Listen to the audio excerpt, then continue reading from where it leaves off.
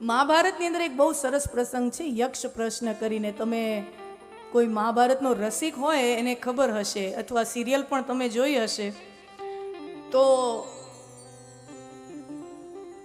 એક વખત એવું બને છે કે 5 પાંડવો અને દ્રૌપદી વનમાં વિચરણ કરતા હોય છે, જંગલમાં ફરી રહ્યા છે. દ્રૌપદીને તરસ લાગે છે, દ્રૌપદી કો પ્યાસ લગતી હૈ અને પોતાના પતિઓને એમ કહે છે કે મને જલપાન કરાવો. એટલે 5 ભાઈઓમાં જે નાના 2 ભાઈઓ છે, નકુલ ને સહદેવ, ઓલા તો 3 મોટા ભાઈઓ છે. તો સૌથી પહેલા સહદેવ જાય છે. એક તળાવ છે કે દ્રૌપદીને પ્યાસ લાગી છે, તો તળાવમાંથી પાણી લઈ આવે. તો પાણીનું એક પાત્ર લઈ અને પાણી ભરવા જાય છે.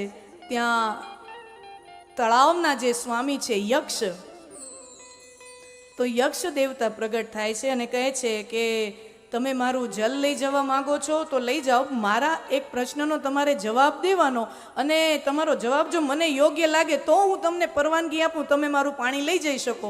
આપણે આ કથા જાણીએ છીએ. સહદેવ ગયા, પ્રશ્ન પૂછ્યો, જવાબ આપી ન શક્યા, તો પછી દંડમાં એમને મૂર્છિત કરવામાં આવ્યા.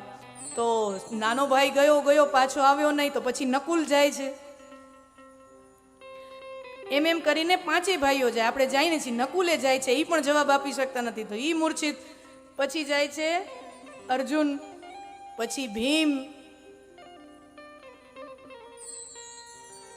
4 ભાઈઓ મૂર્છિત થઈ ગયા, પાણી ભરવા માટે પાછા આવતા નથી. હવે મોટા ભાઈ યુધિષ્ઠિર,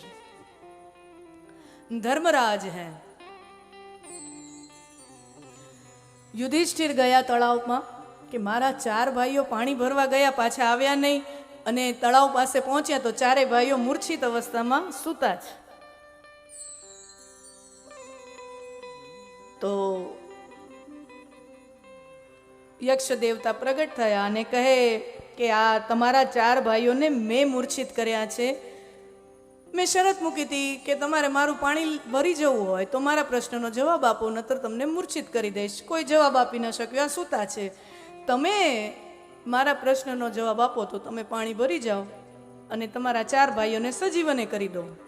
આવી શરત યુધિષ્ઠિર સાથે યક્ષ દેવતાની થઈ. અને યક્ષ પ્રશ્ન એક આખો સુંદર મજાનો પ્રસંગ છે.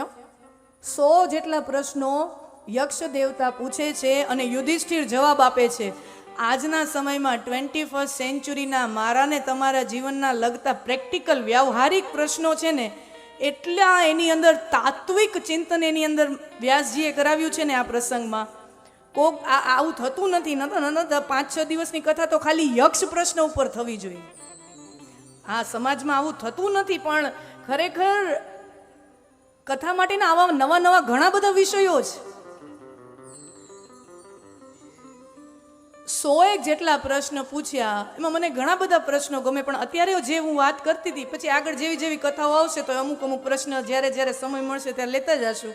પણ અત્યારે જે પ્રસંગ ચાલે છે એના અનુરૂપ મને જો પ્રશ્ન યાદ આવતો હોય તો એમાં એક સરસ મજાનો પ્રશ્ન યક્ષ પૂછે છે કે આ સંસારમાં સૌથી વધુ આશ્ચર્યજનક બાબત કઈ છે? What's the most astounding element in this world? આ દુનિયામાં સૌથી વધારે આશ્ચર્યજનક વિચિત્ર વાત હોય તો એ કઈ કહેવાય? સૌથી વિચિત્ર શું? ઓમ તમે જુઓ તો આ સંસાર આખો વિચિત્ર જ છે. ઓમ જોવા જાઓ તો આ સંસાર આખો વિચિત્ર જ છે. લોજિક છે જ નહીં આ સંસારમાં. આપણે જે જીવન જીવીએ છીએ ને એમાં 90% જીવનમાં લોજિક જ નથી. જે વ્યવહાર કરીએ છીએ ને એમાં 90% વસ્તુમાં લોજિક જ નથી. આ સંસાર આખો વિચિત્ર છે. એવો વિચિત્ર. વરરાજા દીકરો પેણાવા જતી હોય ને, ઈ માં જો ઠુમકા કરી નાચતી જાય. દીકરો પેણાવા જતી હોય, ઈ માને હરખ કેટલો હોય કે આહા મારો દીકરો આજે વરરાજા બન્યો, મારો દીકરો આજે વરરાજા બન્યો. દીકરો પેણાવા જતી હોય ને તે એની મમ્મીને જોવી તમારે, એવી ઠુમક કરતી જતી હોય, વહુ લેવા જાઉં છું. પછી ઈ વહુ લઈ આવે.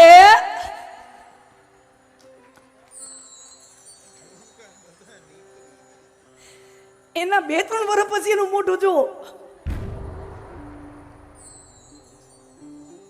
કા પેલા તો ઠુમકા લગાવતા લગાવતા ગયા હતા. હવે કેટલું વિચિત્ર નથી આ વાત. તમે જો, આ તો એક નાનકડું ઉદાહરણ. સંસારમાં એક એક વસ્તુમાં આટલી વિચિત્રતા ભરેલી છે. बहुत विचित्रता है इस संसार में. પણ સૌથી વિચિત્ર વાત કઈ તો યુધિષ્ઠિર એટલો સરસ ઉત્તર આપે છે કે આ સંસારમાં દરેકને ખબર છે, દરેક જીવને ખબર છે કે મારે મરી જ જવાનું છે. युधिष्ठिर जवाब देते हैं इस दुनिया में सबको पता है कि एक न एक दिन मुझे यहाँ से चले जाना है, मेरा मृत्यु अटल है, मुझे मर ही जाना है, મારે મરી જ જવાનું છે. પણ છતાંય બધાય એવી રીતે જીવે છે કે જાણે હું ક્યારેય મરવાનો જ નથી. અને છતાંય બધાય એ રીતે જીવે છે કે હું ક્યારેય મરવાનો જ નથી.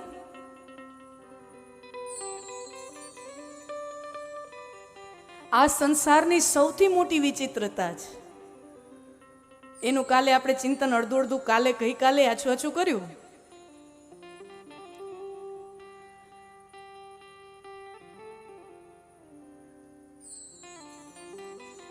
અને એ એક એવી ક્ષણ છે જે ભલભલાને હચમચાવી નાખે છે.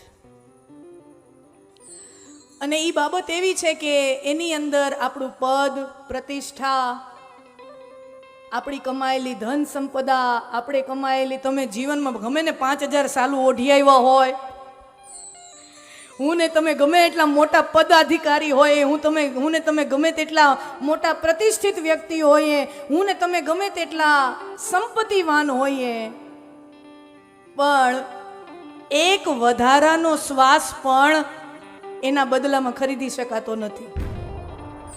કરોડો રૂપિયા અપાતા પણ એક વધારાનો શ્વાસ ખરીદી શકાતો નથી. આપ સર્વે અમેરિકા સાથે બહુ જોડાયેલા છો, યુએસ સાથે, આ વિસ્તાર. અને આમ પણ આ જે માણસની વાત કરવા માંગુ છું એ તો દેશ દુનિયાની સરહદોને પાર એની ખ્યાતિ ગઈ છે. માઇકલ જેક્સન નામનો એક બહુ પ્રતિષ્ઠિત ગાયક થઈ ગયો, કલાકાર થઈ ગયો યુએસએની ધરતી પર. હવે એની ઈચ્છા હતી, અને એની પ્રખ્યાતિનો પાર નહીં, એની પ્રખ્યાતિનો પાર નહીં. આજથી 30-40 વર્ષ પહેલા 4-5 મોટા વિમાનો ભરીને એના સ્ટેજ શોનો સામાન જતો. એ જે દેશમાં જાય એમાં 4-5 વિમાનો ભરાઈને એનો ખાલી સ્ટેજનો સામાન જતો. બીજા 2-3 વિમાનમાં એનો સ્ટાફ હોય. એટલે પૈસાનો પાર નહીં, પ્રખ્યાતિનો પાર નહીં. મોટા મોટા દેશના રાષ્ટ્રપ્રમુખો એની હારે ફોટો પડાવવા તલપાપડ હોય, પ્રેસિડેન્ટ લોકો એની હારે ફોટો પડાવવા તલપાપડ. એટલે પ્રસિદ્ધિની બાબતમાં કે પૈસાની બાબતમાં એની પાસે કોઈ કમી નહોતી. એની એવી ઈચ્છા હતી કે મારે 150 વર્ષ જીવવું છે. એની એવી ઈચ્છા હતી કે મારે 150 વર્ષ. હવે આટલો માણસ પાસે પૈસો હોય તો એને કોઈ દી મરવું હોય જલ્દી? આટલી પ્રક્રિયા હતી કે જ્યાં જાઉં ત્યાં મારા ફોટો પડાતા હોય, જ્યાં જાઉં મોટા મોટા લોકો મારા કદમોમાં પડ્યા હોય, અને એટલો પૈસો હોય, પછી એ માણસને જવું હોય આ દુનિયામાંથી. એને ઈચ્છા હતી મારે 150 વર્ષનું આયુષ્ય જીવવું છે. તો એના માટે શું કરવું જોઈએ?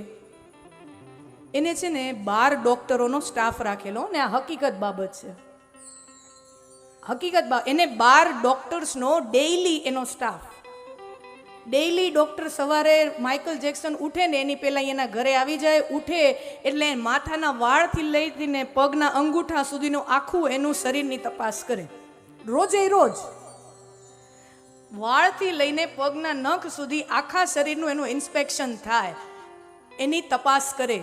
યુરિન, બ્લડ, આ તે બધી એની તપાસ કરે. 12 ડોક્ટરો એને રાખેલા.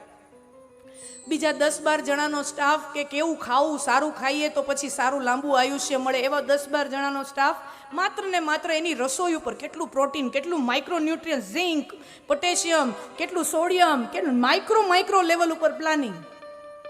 12 ડોક્ટરો, 10-12 જેટલા એને બીજા આવા ડાયટ માટેના લોકો રાખેલા. ઇમરજન્સીમાં ઓર્ગનની જરૂર પડે, માનો કે કિડની છે, લીવર ટ્રાન્સપ્લાન્ટની જરૂર પડે, તો એને ઓર્ગન ડોનર્સ રાખેલા કે અંગદાન કરી શકે. એને ઇમરજન્સીમાં માનો કે માઇકલ જેક્સનનું લીવર ફેલ થયું તો એક ફોનમાં એને એના જે દાતા હોય ને એ પ્લેનમાં બેસીને હોસ્પિટલ પહોંચી જવો જોઈએ. એવી એને ડોનર્સની વ્યવસ્થા રાખેલી. ડોનર્સની વ્યવસ્થા એને હાથ વગી કે 1 સેકન્ડ થાય, ડૉક્ટર એમ કે આનું આ અંગ નબળું પડી ગયું અને એ રિપ્લેસમેન્ટની જરૂર છે, તો પછી ગોતવા જઈને આમ ને તેમ ને એમ નહીં, એ તરત વિમાનમાં બેસીને એના દાતા પહોંચી જાય. એને દાતાઓનો જે નિભાવ ખર્ચ હોય એ આના હવાલામાંથી જાય. એને આટલો બધો બંદોબસ્ત કરેલો, શું ખાય શું પીવે, એની ક્વોલિટીની જાંચ, ડૉક્ટરો એટલા બધા રાખેલા. અને એનું સપનું હતું મારે 150 વર્ષ જીવવું છે, એટલી એને મહેનત કરી, પણ છતાંય 52 વર્ષની ઉંમરે એને આ ધરતી ઉપરથી વિદાય લઈ લેવી પડી. 52 વર્ષની ઉંમરમાં એને આ ધરતી ઉપરથી વિદાય લઈ લેવી પડી. એણે રોકેલા ડૉક્ટરો, અને એ જેવા તેવા નહીં, લોસ એન્જલસ ને કેલિફોર્નિયાના ડૉક્ટર,